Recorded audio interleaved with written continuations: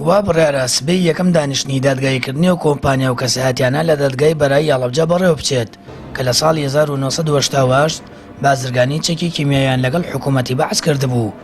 کۆمەڵەی قوربانیان وەک نوێنەری کەسوکاری شەهیدان و لایەنی سکاڵاکار دانیشتنەکەی 23 حەوت بە بنەمایەکی یاسایی باش ناو دەبن بۆ بەرەو پێشچوونی کەیسەکان لە دەرەوەی وڵات.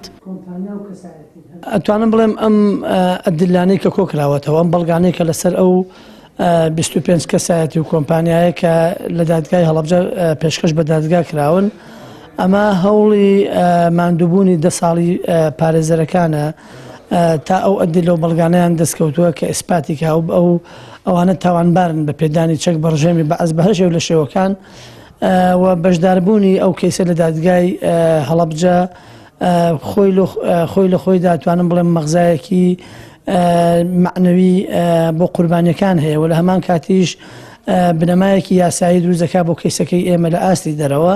گروپی دادوەری جیهانی پاڵپشتێکی گرنگا بۆ بە سزاگاندنی و کەسانەی تۆمەتبارن بە پێدان و فرۆشتنی چەکی کیمیاوی بەڕژێمی بەعس.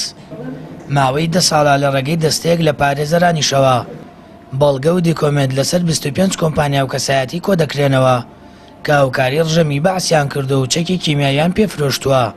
بڕیاریشە لەو دادگایەدا سەرجەم بەڵگەکان بخرێنە ڕوو. یەکەم دانیشتنی ڕسمی قانونی محکەمە سبەینێ دووشەمە ئەبێ 23 حوتی 2018 لە دادگای بەرایی هەڵەبجە یەکەم دانیشتن و یەکەم سکاڵا تۆمارەکرێت لەسەر ئەو کۆمپانیایانە چکە لە ڕووی قانونیەوە ئەبێت سەرەتا لە وڵاتێکی خۆتەوە دەستپێکەوەتە لە وڵاتێکی خۆتە محکومی ئەو کۆمپانیانە بکەی پاشان دادگاکانی ئەوروپا ئەتوانن اینجا ئەوان ئەتوانن کەیسەکە وەرگرن. وە لێرەشەوە داوا لە هەموو کەسوکاری شەهیدان قوربانیانی کیمیابارانەکەین کە سبەینێ لە بەردەم دادگای بەرایی هەڵەبجە ئامادە بن وەک پشتیوانیەک بۆ یەکەم دانیشتنی دادگا و بۆ تۆمارکردنی سکاڵات دژی ئەو کۆمپانیایانەی کە بازرگانیان بەژەهر کردووە بۆ ئەوەی کەسوکاری ئەمی پێشید بکەن. یەکەم جارە لە ناوخۆی یاریمی کوردستان دادگایی و کەسایەتی و کۆمپانیانە دەکرێت کە بازرگانی چەکی کیمیاویان لەگەڵ حکوومەتی بەعس کردووە.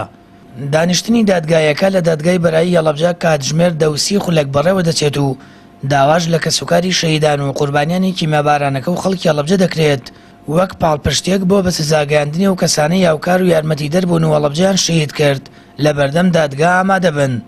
دادگایەکە بۆ قەرەبووکردنەوەی کەسوکاری شەهیدان و زیان لەکەوتوانی کیمیابارانەکەی هەڵەبجەیە. سامان فەتاح، کەناڵی ئاسمانی پەیام، هەڵەبجە.